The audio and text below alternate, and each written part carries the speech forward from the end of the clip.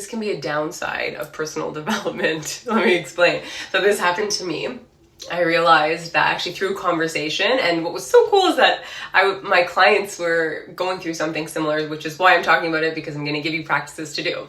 Okay, what is this that you get stuck in? When you're focused on personal development, that means that you're so used to coming out of your ego that when somebody perhaps like accuses you of something or says you're this or whatever, you actually take a moment, like, because you're no longer, this is so interesting, you're no longer just going to trigger mode to like attack back and defend yourself. You actually take a moment to be like, okay, like this is how this person is perceiving me. Is there any truth to it? So this is what the trap is. If that continuously happens, if you're always open to hearing what other people have to say about your character, you can lose a little bit of your own truth. Okay, and a lot of the times when we try to look at it this way, it's because we've been told, oh, you're so selfish, you're so stubborn, you're so this, and naturally we want to connect with people, we want to feel a part of something, and so we may have modified ourselves in order to not repeat those more negative patterns. And the truth is that we all have light and darkness. No one's perfect. It's just more about, I'm going to explain in the practice. So this is the practice for you if you felt that you fell into this category or this trend that I'm talking about and within personal development. So I want you to write up all the characteristics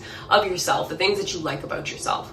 Then I want you to write up the characteristics of yourself that are a little more dark, maybe like for me, like stubborn, you know yourself, so writing all those. And then I want you to write up when they have served you, because I want you to see the value in the darkness too.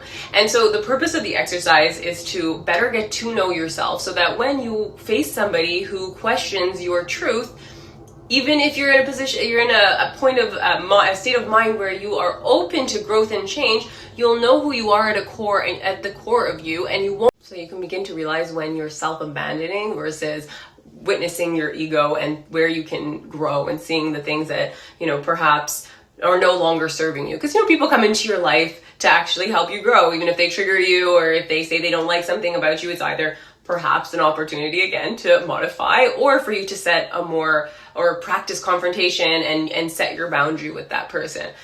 Personal development and inner child healing is not like, it's not something that you can just say like, just follow these steps.